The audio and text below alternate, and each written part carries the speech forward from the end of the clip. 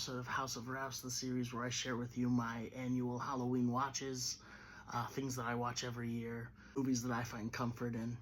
So a big thing in the 1950s was fear of outside threats. You had the Cold War that just ended, you had nuclear war threats, and so a lot of people were afraid of foreign invaders, not necessarily from other countries, but from space. The first movie I picked is John Carpenter's The Thing, and wow, this movie is absolutely incredible. It is a remake. It is one of the only remakes on my list. Nothing against the original. The original is incredible. It's The Thing from Another World from 1951, directed by Howard Hawks, which is also based on the short story Who Goes There. What the original does so well is focus on the suspense aspect and the what's behind the door sort of mentality. This movie is much more of a creature film.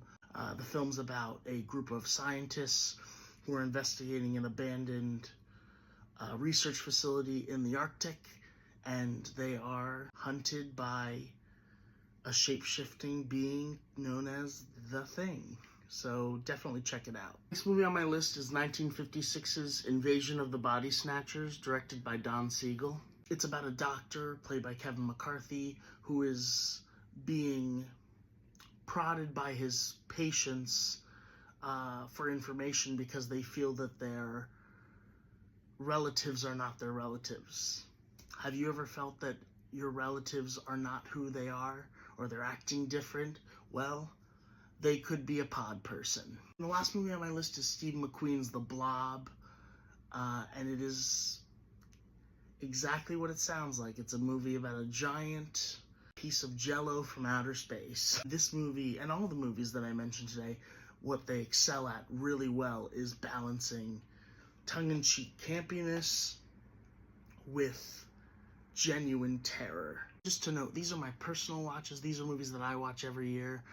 If you find a movie or two on the list that you haven't seen, that you've been wanting to check out, or maybe there's some on the list that you've never heard of, definitely let me know what you think if you do end up checking them out.